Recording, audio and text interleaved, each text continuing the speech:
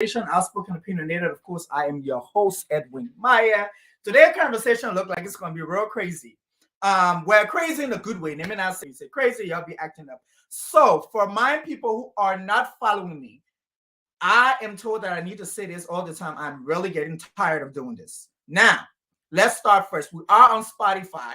We are on Apple Podcasts. We're asking you to go follow the conversation Outspoken Opinionated. Go to Facebook, the conversation Outspoken Opinionated. Of course, we're on Instagram, the conversation with a double N. And then basically, we are here. We have started the season. This is season 3. We are in February. It's Black History Month. So you see, I'm rocking this is what they call, I think, they be having that name, Ankara, whatever they call this. But anyway, February is also a love month. And so everything we're doing, we're going to be talking about love. And so, of course, you're having these conversations with the team, and they were like, well, we need to have a conversation. I'm like, what conversation? They're like, oh, we need to talk about divorce. I'm like, you're trying to put my business out there on Front Street. And they're like, yeah, it's not what the conversation is all about. Your viewers, there are people who do want to know about you. They want to know more about you. They want to know everything. So actually, today is going to be totally different. We are going to have a really, really great conversation. I have 4 people who are supposed to be joining us, and we're just going to have a conversation on love and divorce. And the way we said it is, I want to give you guys context. You get married, love is great, you have the kids. If you do have the kids, they tell you it's going to be happily ever after. Nobody gets married to get divorced. And so we're going to just have a conversation. I have 3 people who have been down the journey. They've been through the process. And it's funny because these 3 people knew me when I was super single. Then I got real married, and then I got real divorced. All these people here. So they've seen my progression and my progression from one state of my life to the other. So the first person I'm going to bring into the studio is someone who's actually been here before. She's amazing, Precious Taylor. So I want to say, Precious, welcome back to the conversation. It's good to have you. Thank you so much. It's really great to have you, and we're going to have a good conversation. I'm also going to bring in somebody, Carmina Grant. So Carmina Grant, we say welcome. It's the first time on the show. We're going to give you ground rules. Say whatever you want to say. Okay. Have a drink. We do have drinks up on here. Well, I didn't even know I had to get a drink. Oh, man. Well, how you going to come and have a drink? You need water. You need water. Stuff. Okay, yeah, give me 2 seconds. I need at least a bottle of water. So hold on. I'll be back. Okay. But Precious, guys. I need one of those mugs, though. So that's the plan. The mugs and merch is going to come up soon. We are working on it right now. I got somebody who was supposed to help me on my website, but we'll talk about that on another day. Who's supposed to be joining the conversation as well. But the merch is coming, so we do have a mug, we have shirts, we have some other stuff that we're putting together. But once they come, of course, people who've been on the show multiple times get free mugs. So let's see if everybody else want to join. But guys who are watching, Precious is in IT. She has an amazing business that helps parents with the kids how to work with basically building infrastructure to protect your kids on the internet. Moms, right? So that's really, really great. And so Carmina, who just left us, is also going to come out. But Carmina is in clinical rehab. She also runs her own business as well. It's called Crew Crown. And Crew Crown, I believe it's a hair product for, just going to have us get long hairs because Carmina don't cut that hair, don't grow back, cut that hair, don't grow back. So I think. But without further ado, I'm going to bring in Mr. Akwe. Emmett, welcome to the show. Did you bring something? We can't hear you, so I think you're mute. I know, video etiquette. I want me too. Okay, that's why the conversation is going to be real, real crazy. Emma talking about video etiquette. Okay, Camina is back. I was telling the people about Crew Crown. I know Crew Crown is amazing. And yes. I'll show you. Okay. Okay, so Emmett also is in IT. Emmett is an IT professional. He also runs his own business. So I think these are all entrepreneurs here getting the bag because everybody getting the bag. I know Precious getting the real bag. I know. I can just see it. She's drinking her tea. She said, I'm not going to get involved in this conversation. But guys, I want to say thank you for joining me today. This is a very this is a topic that I don't think I was ready for, but my team really pushed me to have this conversation. I didn't know it was really stressed about it until today. I couldn't really work. I couldn't think because I was like, oh my God, like I'm going to relive this process. And so I brought you guys on board because we've all been through something. It's common among all of us. And so I just want us to have a conversation. I first want to start, with love. I'll put this way. I don't think love is dead. I think we find our part. We find the people we fall in love. We get married. For those who have kids, and then life happens. And when life happened, there are things that we go through that I feel was like people don't really understand what we're going through in that process. And so I want to put myself out there, and then we can start the conversation. And of course, I got married. It was happily ever after, and then I had my son. When I had my son, stuff started to happen. No, it took a little awkward thing for me. Stuff started to happen. Different things happen. Boom, boom, boom, boom, boom. I get a divorce. The hardest part for me in my divorce was for me to move out of my house. Because in the state of Maryland, you have to be separated for a year. And so I just want to have this conversation on your headspace when you started the process. Where were you in your headspace? Because mentally, I was messed up. And Emmett, if you want to go, you can go. Why I felt like you're going to call my name first? Because when you say Because you're going to start with, I'm like, why she said Emmett? And they are just I smiling. try to have my face and everything else. So you say, got to call my name, man. You're too serious. I didn't like that. Well, I mean, I would say this. I'm a different breed when it comes to the divorce situation. I didn't experience what a lot of folks experience because for me, I tried to make it work. And so I took steps in terms of taking my ex-wife to counseling and finding counseling for us and all of those things. So when the decision was made, I already checked out. It was what it was. So there was no love lost, no headache. It was just a matter of navigating the process to ensure that, I don't get taken advantage of. Okay. Anybody else can jump in? Their headspace, general headspace, where you're working, you got like how do you navigate that? So I'll go, Carmina. Like Emmett said, I think it's different for everybody, right? Mhm.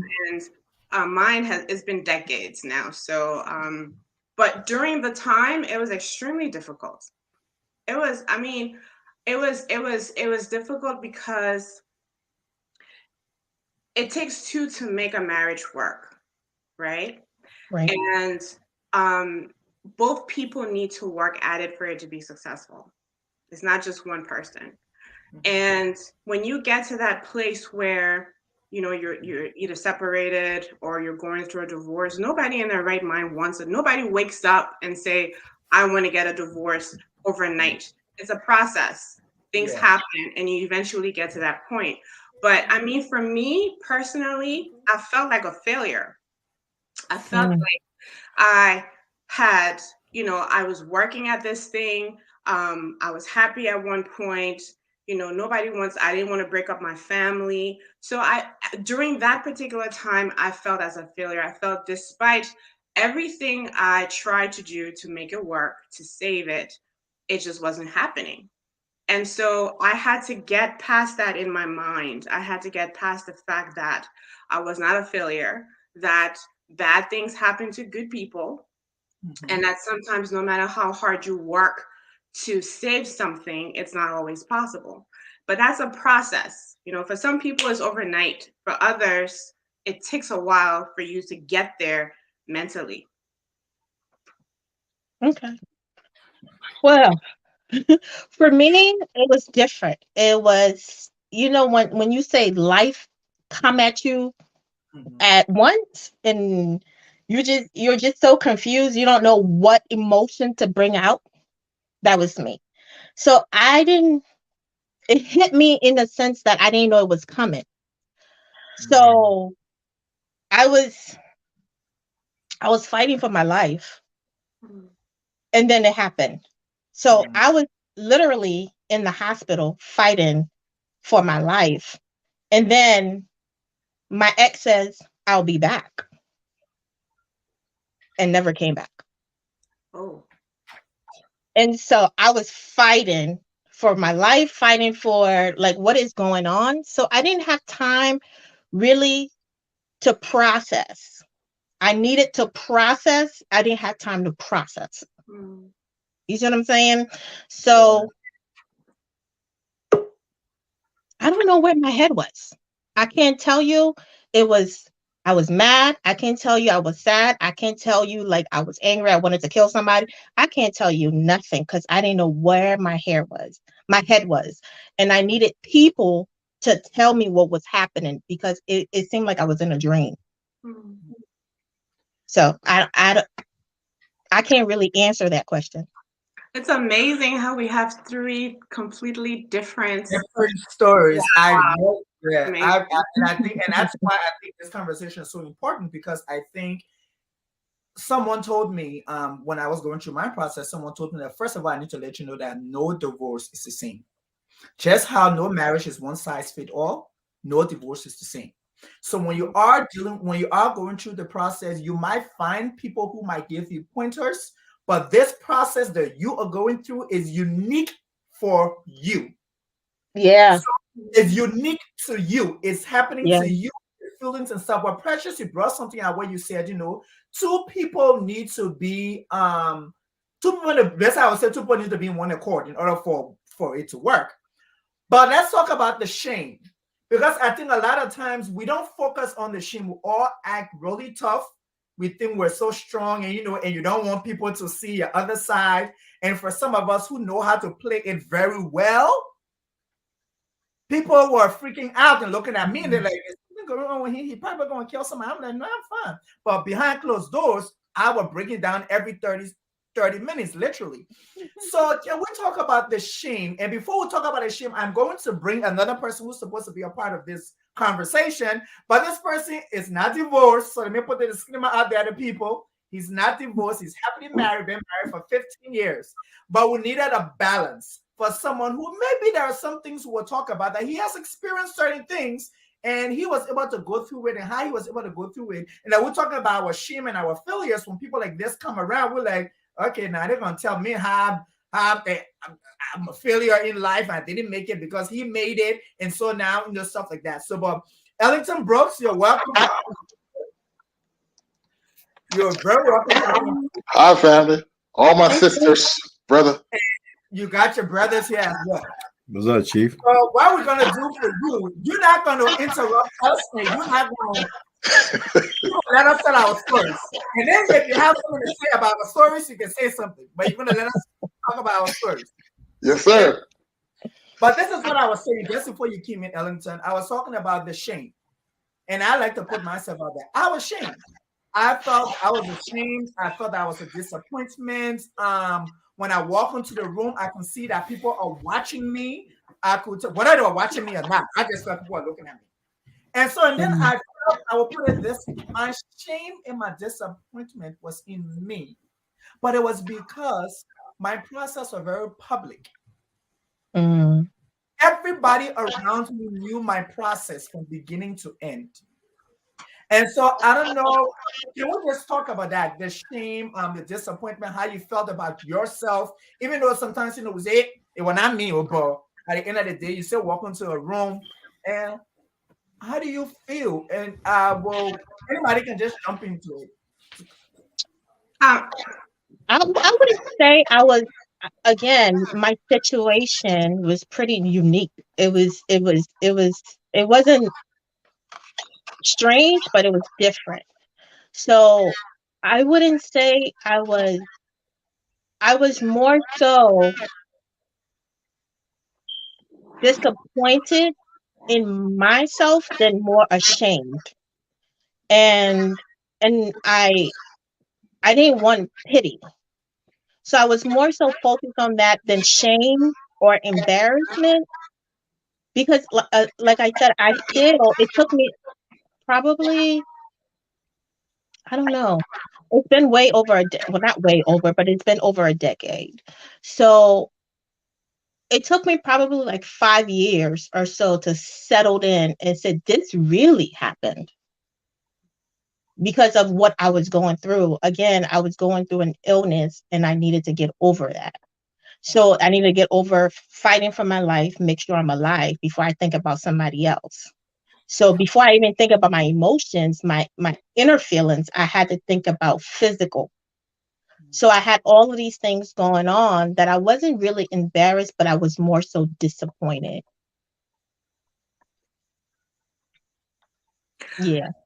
So, for me personally, and it's not easy to talk about this, even though it happened almost a decade ago.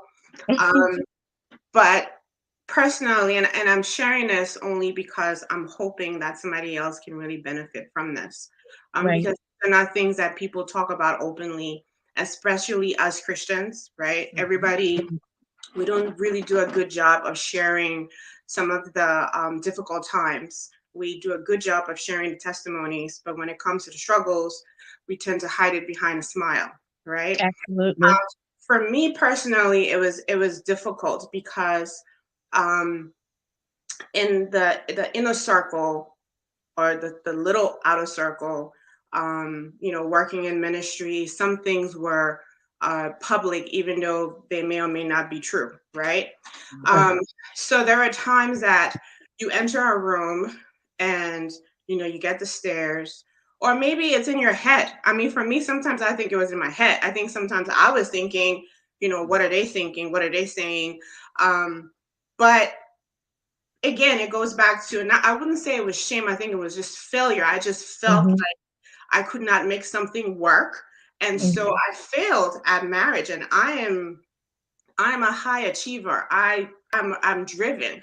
And so it was difficult for me to have something not in my control to make work.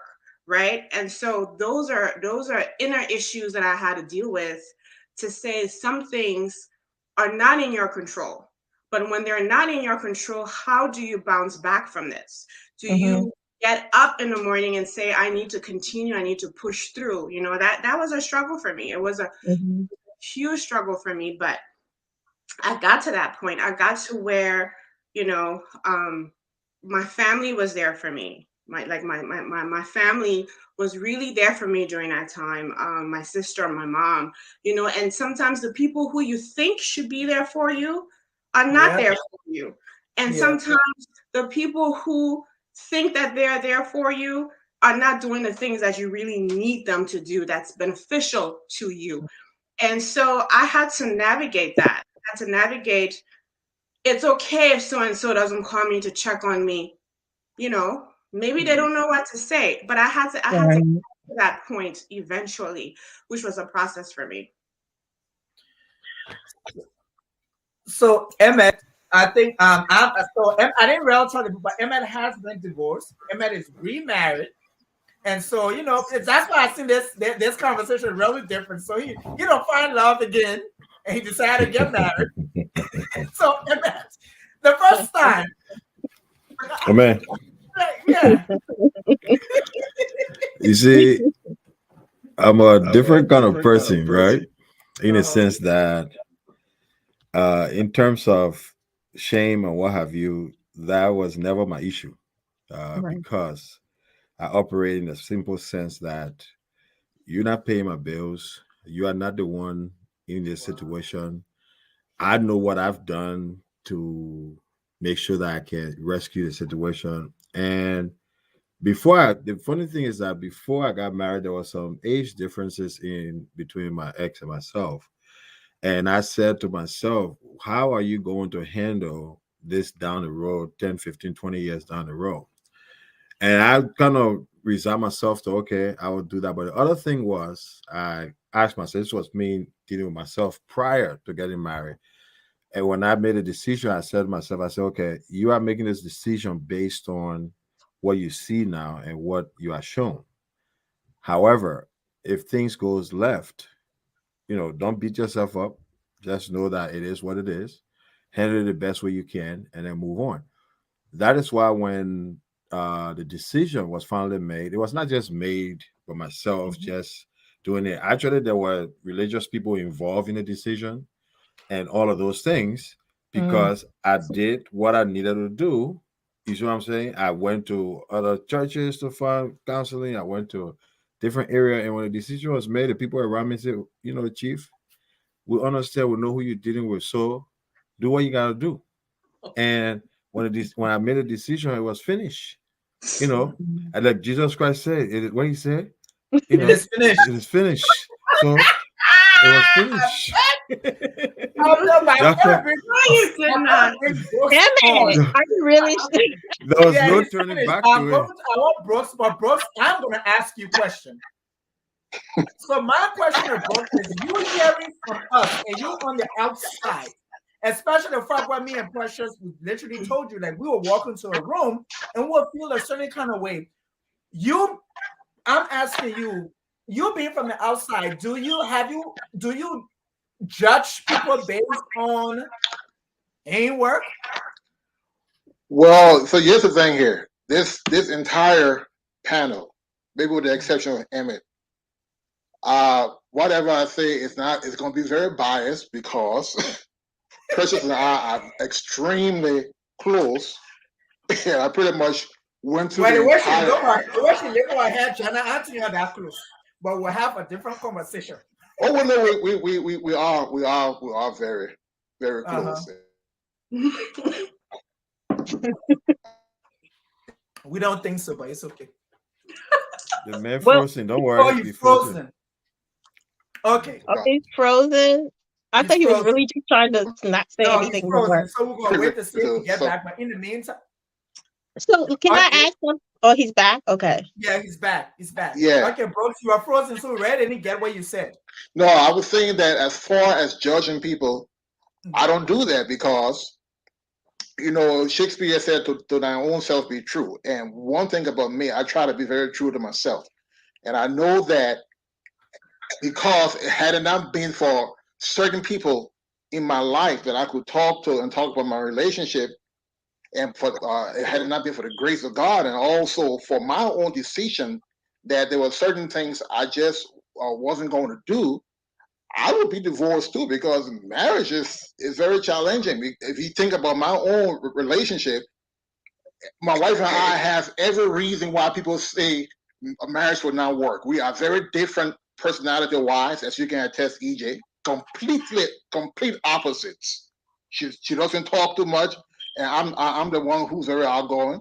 We have different personalities, but I think one of the things that made it work for me when we got married, I put the responsibility on myself, and I made an open statement to everybody who was close to me. And I told them, I said, if you ever hear that I got divorced, the fault is mine. It's not hers. And I think, yeah, that's what I said. I told my closest friends, I said, if I ever get divorced, it's my fault. Don't blame Lynn. So every time there's an issue, the Bible says you are slain by the words of thy own mouth. My words come back to me. You don't set yourself up. You say it's your fault if something happens. So I work hard to make it work. It hasn't been perfect. There's been some serious challenges, but my words always come back to me.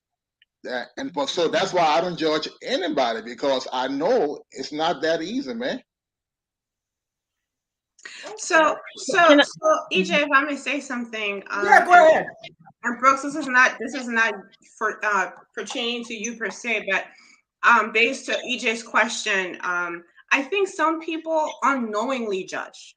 Because I don't know about everybody on a panel, but there were some friends, maybe the married ones that kind of sort of just pulled away because now you were the single friend, right? Or maybe you weren't invited. I know for me, I stopped getting invitations to things.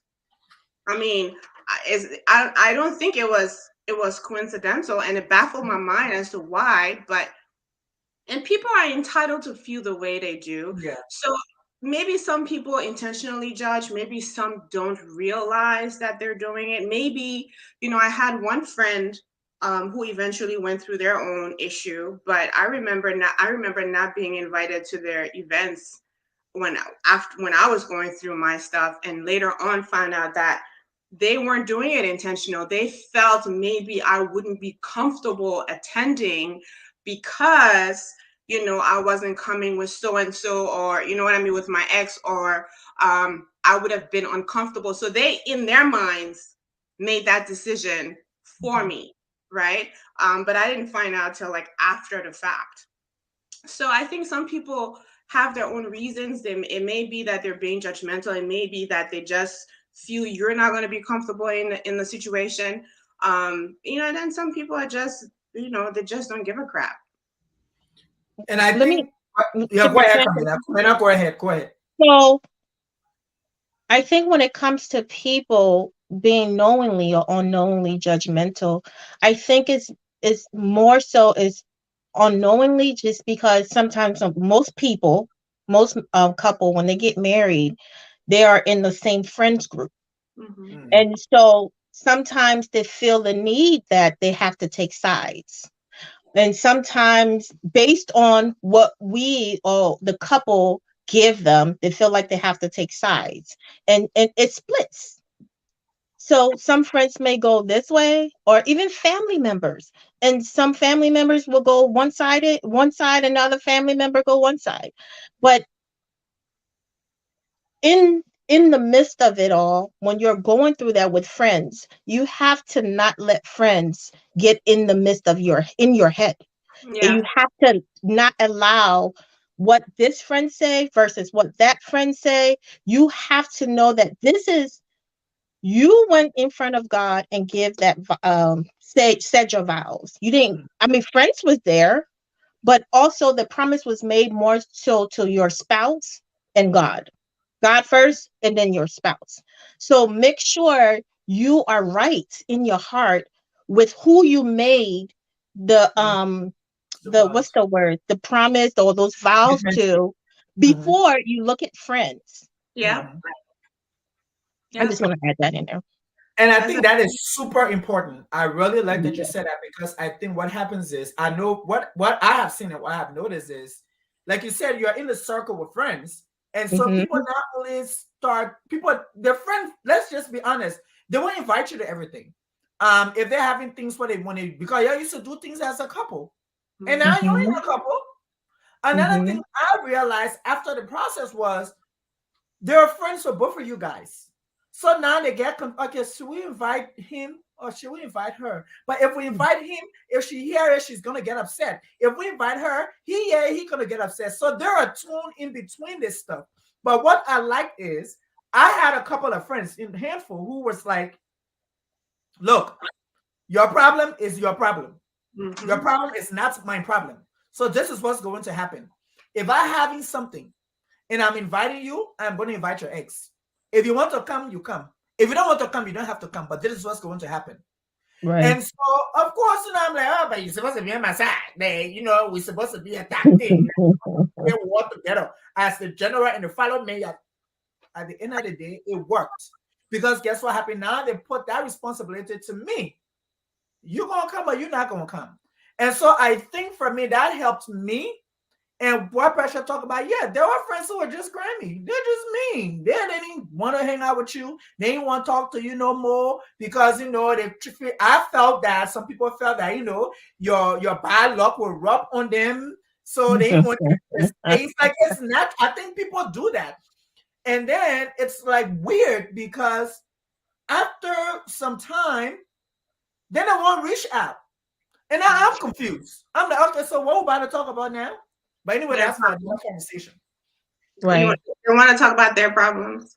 Yeah, now I don't want to talk about their problem. I'm just like, sorry, I ain't got nothing to say. No, but in all honesty, though, Carmina, you said something that makes that really resonated with me. In that, at the end of the day, you have to be at peace with yourself, and you have to be at peace with your relationship with Christ, because ultimately that is the relationship that's going to keep you Right. sane, keep Mhm. some sort of joy in your heart, keep you hopeful, because Mhm. the divorce is hard. Mm. It's even if Emmett says, it is what it is. It's I'm finished. sure I'm sure there were things that were hard for him that he may not, he's fixing his face on the screen, that he may not say.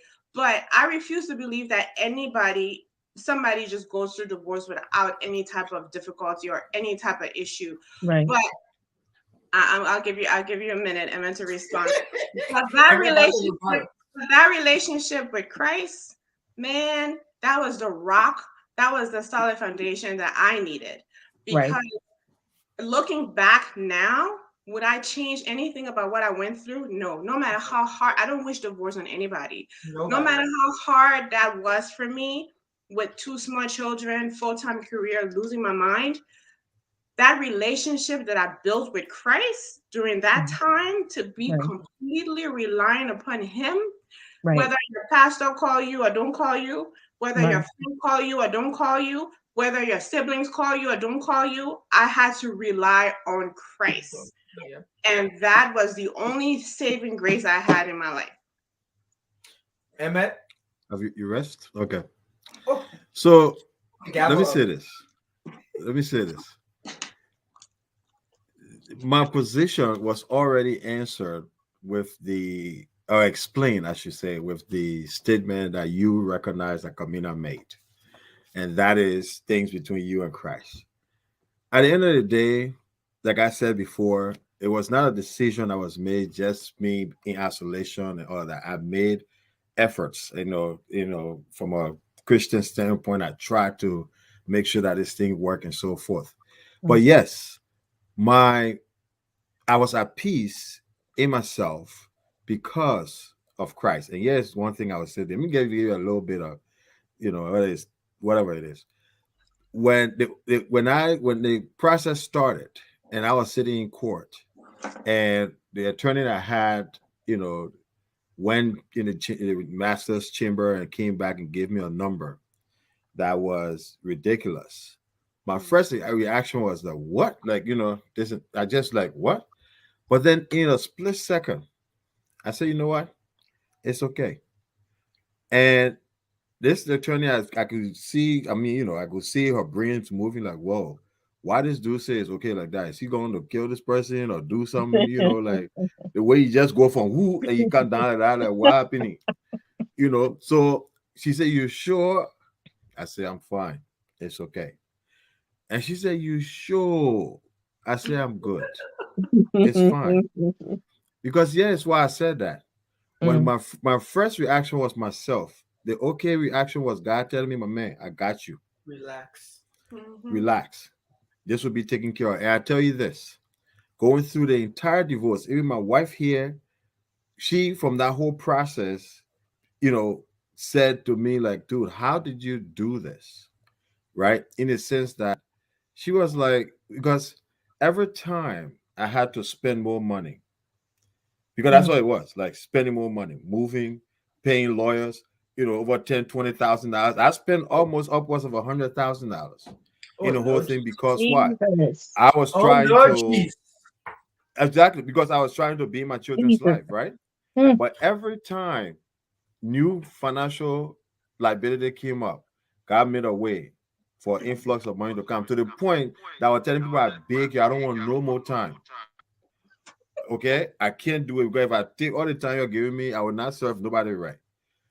God made a way every single time when situation came up. So that's how I knew that, man, you did what you had to do. You went through your process. Like the saying go, you can take the horse to the water, but you can force it to drink. You took the board in counsel, you can force them to listen, and all of those things. So when you made a decision, when I made my decision, I was fine. That's why it wasn't soon after I got remarried. Because people are you sure? I said, I'm done. That thing, like I said, is finished. It was finished. Right down. No, No, you know what though? Let me tell you something. So Emmett, go ahead, let me Camina. tell you why I understand Emmett, because with Maryland law, it gives you, and for me, it gives you you have to be separated for Oh about a yeah. year. So in that separation for me, I don't have any children. So I of course do disappeared anyway. So I didn't see him until court. When Emmett brought up court, Hmm. I Yeah, haven't dealt something happened to me too. When I you had said food, something I like, happen to me because at court was the first time that since my ex-husband left the hospital and said I'm gonna get clothes and never came back. Court was the first time I saw him, and so when I got in court, I I'm telling you, I had this. I froze. Hmm. I just how you hear me talking, like that. I couldn't. I didn't know what to say. So what helped me was I wrote a long letter to what I was going to say so I can get my mind together so I'm not scattered. And that I had the judge, who was an old lady, read that, took her time and read that in her courtroom. But you saying court just triggered me just now because I'm like, man, I remember that feeling when I got in court. You thought I don't know, I was frozen. And I had like this out of body experience that it was me and my dad. My dad was like, I mean, like he kept hitting me. Hmm. Then I came back to myself. I was like, so I'm in court? So my mind went, the last time I saw you was in the hospital. Then now I'm seeing you in court. Like court just triggered me just now. So I just wanted to say that. You see, and like Precious said earlier, talking about this, you think you're fine sometimes, and then one thing can trigger you. One thing, because it's been over. I mean, I've been past this. It's been a while. I've gone through therapy for myself. I mean, let me tell you, therapy is one of the best things, even if you have nothing going yep, on. Okay, let's leave that alone. But very good. when they said the therapist needed a therapist, that was me. Yep. So, but I thought I dealt with that court thing. It just brought up something that he brought up something just now, just like, oh, Brooks, but No, Brooks, yeah. you hearing our story. Obviously you haven't been through that process, and you know all of us through our process, and you saw oh yeah, us Brooke was in our there. process. You know our For all process. So we of want to Oh, ask I remember you. when the legal went for his clothes and So everything. I That want to ask you. I want to ask you. there. I really want to hear from you. When you hearing us now talking, we're literally reliving our trauma. That's what's happening right mm. now. What do you think? Well, it's actually I can't even begin to imagine how you feel because just hearing the stories and seeing some of the things play out was traumatic for me too. Hmm. Because Yeah. when people go into divorce, you think it's just you that's being affected, but people who have been close to you or people who've known you, they might not verbalize it, but there's a certain level of trauma, there's a certain level of sadness, especially when you're dealing with people that you truly love. There's a certain level of sadness. And then when you've been around such things, uh, um, maybe one of the reasons why when you do get married, yours might work not because of, but in spite of, because you know how you felt. You felt other people's pain, and it Mhm. wasn't even your own pain; it was vicarious. So you know what? I don't want to feel this kind of pain because it's too painful. It's traumatic. So other people's experiences can actually help you in your own situation. Wow. Because I remember one time I caught myself getting mad at my wife. Oh, she did this and did that, and I told her, you know what? That's it. You leave or I leave. That was in 2017, and Mhm. she called my bluff. She left for one night. You started crying. Man.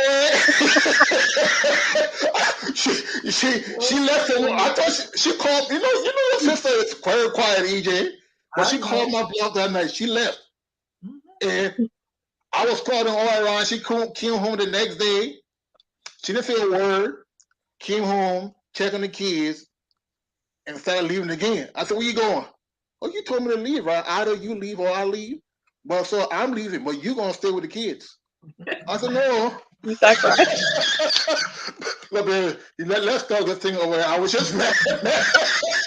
I should stay with the kids. No, if we ever get divorced, you can keep the kids. I said, what? Oh, no. Come back. Let's talk this thing over. Let's go grab a chicken and grab a little glass of French wine and sit down and talk. But I was like, no. Jack drunk, but he ain't fool. I was like, no. So it's dramatic when you've experienced what your friends that you were close to went through, and if you have any bit of sense, you'd be like, you know what, I don't think I want to go through this because it's too painful. So I have a question. Mm-hmm. Do you think that's why we just came off the topic of friends and family? Do you think that's why friends and family, this is to everybody, that's why they separate themselves? And you say, this person left your life, this person wasn't there for you, because do you think that they also are feeling your pain, that they're not there? Do you think so? Could it be that way? So I personally think, for me, I don't have a lot of friends to begin with. My circle is very small. Okay. But I feel that someone who's genuinely a friend, because we have friends, we have associates, right? Right. Someone Right. who's genuinely a friend, even if they are sad for you, you're the one who's going through it, right? So if you are genuinely a friend, then you show up and you support, despite your feeling of sadness, because that person is the person who's actually experiencing the ordeal. Got it. Yeah. At least Yeah. in my opinion of a true friend. And then of course then there are associates who are just uncomfortable. And if you are uncomfortable, then yes, do what's best for you. If you want to stay away, stay away. If you want to come around, come around. But ultimately, people who are truly in your inner circle, who are truly there for your best interest, you should be there to support somebody who's in their time of need, regardless of what it is, whether it's divorce or it's illness. The same way you celebrate with them in the happy times, be there for them in the bad times. At least And that's also, true, but I also want to let them know when you say support, because there are friends who they think they're supporting, but when they come, every time they want to talk, you all need to have this conversation about what's going on in your life. And then they want to talk about the person that you're going through this traumatic event with. And so those are the friends where I literally cut them off and I block them. That goes back to my point where sometimes people are there for you and they think that they're supporting you, but they're not supporting you in the manner in which you need them to. So in all fairness, EJ, that's when you're supposed to step in and say, hey, listen, I know you're here to support me, but the way in which you're doing it is not working, versus just cutting the person off and blocking them. I'm cutting it off quick. But give them the opportunity first. Tell them, say, look, this is how I need you to help me. Mentally, I was not prepared because I'm about to fight somebody. Like, why are you giving me all this extra information? Well, I saw the person was doing this, and like, why are you telling me this? Why do I need to know? So I that guy friend, you gotta get rid of them. That's what I did. I cut them off. There are toxic close friends. Yeah. And you don't see those people until you have a situation, you're going through a situation. That's when you see those people, and there are toxic family members. So you don't know sometimes that they are toxic until you are going through a situation. And when you're going through a situation now, that's when you see different characters of people. It's true. So yeah. So Precious, somebody who's watching said, some of us left, we came back, we filed for limited divorce, we then reconciled, but Precious was my ride or die. Oh, really? Aww. Yes, somebody who's watching said, nice. They say you were the ride or die, and that is a berry. Ah, But something though, that's it's good that Barry said that, because sometimes we well, I'm gonna go a little bit spiritual and a little, yeah, Go a ahead, little go ahead, spiritual. go ahead, sis. Go ahead. Just a tad bit. Sometimes in our path, God allow us to go through something to help somebody, to be Mhm. able to help somebody. So in the process, what I've learned, that when I was going through this stuff, God allowed me to go through it in a way that where I use therapy, I use, of course, my relationship with Christ, but it allowed me to see purpose Mhm. in that process, to be Mhm. able to, now I can sit and I have counsel professionally and just friendship people. Through friendship, I've counseled people, and I don't know what sometimes the ending was bad and sometimes it was good, but if I hadn't gone through what I went through, that inner knowledge that I have been there for people to trust me, and also me trusting myself through Christ, it would have been hard. So sometimes we go through these process or these circumstances or situations to be able to help somebody. So it's not all bad. yeah. God definitely uses our bad and turns it for good, so that we are Brilliant. in a position to help somebody else.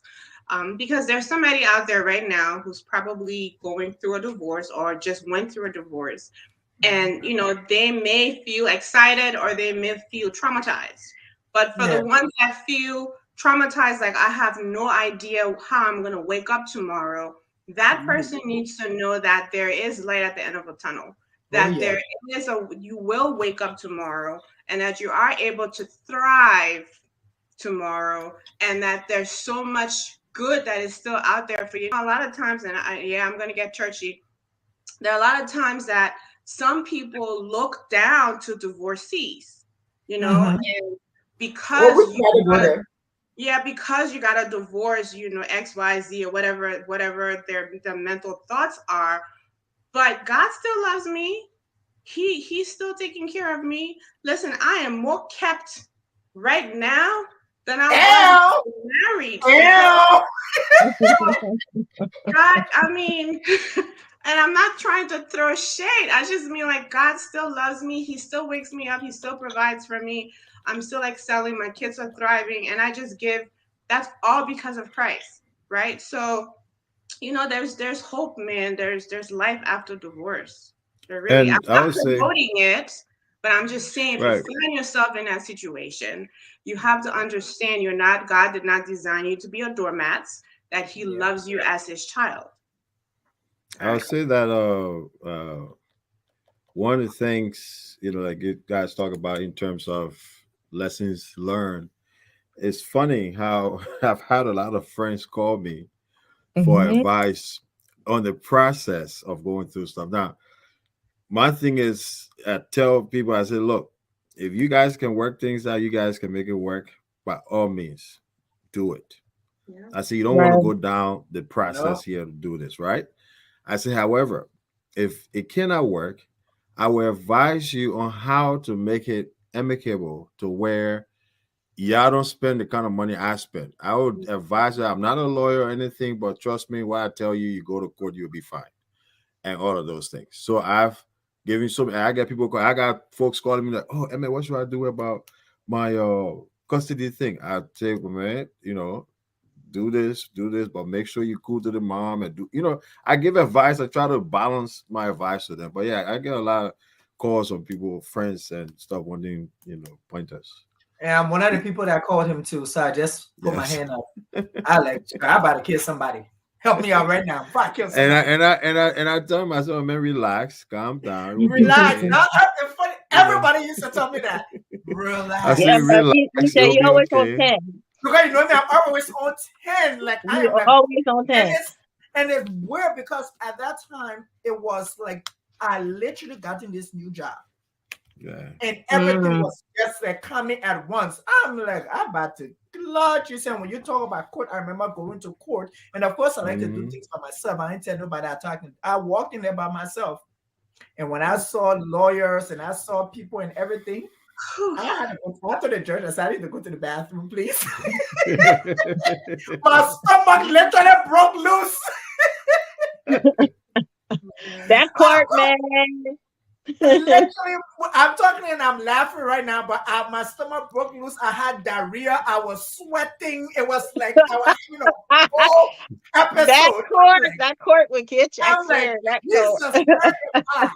And It's we just real. have to talk. That court is And real. one thing I say that's why when I first started, I said I'm a little different from everybody, because when I was going through I told my attorney straight up. I said, listen, I want to know everything you're doing, so that in the event that something happens to you, I can represent myself in court. So I went through all the case laws. I knew all the different things. I know all the different weak my role and all that other stuff.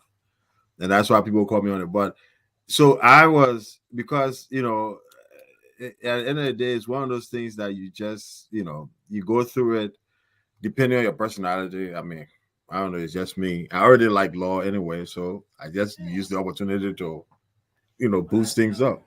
So then I have a question. So for the ones that have remarried, people who's listening and met on the line, do you think then, and you can answer it in a general way, do you think that was not, that person that you divorced was not for you, was not in your help you, allowing you with purpose and destiny, and you just because sometimes we get married for the wrong reasons.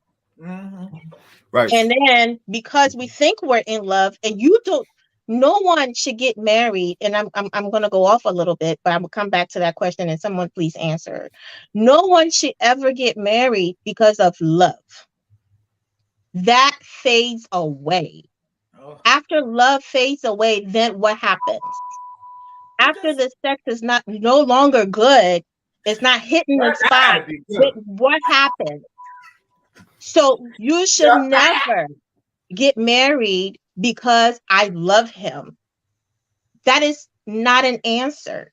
So because that love will fade away. So come back to Emmett's question. The question I was asking Emmett was, do you think, because I mean, of course, I want to get remarried, and I really, in my heart, feel like when you look back, that was not in destiny for me. I pushed it when I was looking at love and I was looking at other things. Do you think, or anyone can answer, you may have married the wrong person? So here's the deal. One of the things my attorney used to tell me, he said, "My man, you're man now, because now a lot of people have gone through this stuff and come out the way you come out." And I said, I'm like, "What are you talking about, man? It's whatever." But yeah, it's a situation. With that, I would say, it's not. Yes, that person was not the right person for you. I have another business mentor that told me. He said he made an example of when his first marriage. He was in business, started a business stuff, and never went anywhere because the wife was not really working with him on that. But then the next one, it just kind of took off. So in those little things like that, you find that, okay, I got with the right person, I didn't get with the right person. But moreover, it's also you also have to look at, when you go through a divorce, if you are going to get back into marriage, I strongly advise you to sit down, be true to yourself, figure out the lessons that you've learned from the previous stuff. Where did you go wrong? And then make sure that you don't make that mistake in another marriage. When I was marrying my first marriage, I opened my IT business. Could not work full time by myself, in the business. I always had to hold down something because even though I had a vision, I made it clear and all of that stuff. But the person I was with was not on par with that vision. She had her own different stuff. But the moment I got remarried in 2014, 2015, I was 100% working full time in my business. So that's just an example to say that depending on when you get with the right person, and stuff like that, things kind of move in the direction you ought to move. And then, you have to look at the other things, the communication and those kinds of things. How is the communication? How are you guys able to resolve your own problems without having to, involve other people or run into somebody else or family and all of that? You're talking about friends and those kind of people. If you can keep friends and family out of your marriage, you'll be all right.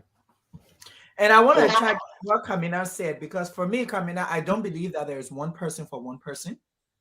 I believe that people meet people and it creates this thing, whether it's love, whatever it is that they create. So I personally believe, I don't think that my ex, our relationship wasn't meant to be. I think it was part of my process. Because why I say part of my process, because out of that, I've gained the best thing ever in my life. I have a child, I have my son, I have my mini me. So I believe that was part of my plan. I don't believe there's one person for anybody. I think people meet people, they create a relationship or cultivate a relationship, whatever it is, and then move on from there. Love for me has never been a feeling. Love for me has been a decision. Because I decide to be with this person. Because for the feelings that you said, Santiago, I don't want to look at your face. I don't want to see you. How can I be in love for you at that point of time? So that's my thing. But Brooks, look like you wanted to say something. Yeah, the question Kamina asked is, wow, that's a deep question. Okay, and I can personally. You're still married, so. But I can personally attest to that question, because before I got married, I was dating a young lady, and well, you can call it love. I was so crazy about her and blah blah blah. Pressure laughing, you know that game. He broke that game. Poor girl. I beg you. Let me drink. We all drinking. One more red cup at. We're all drinking to that. We all hold my red cup. Let's drink.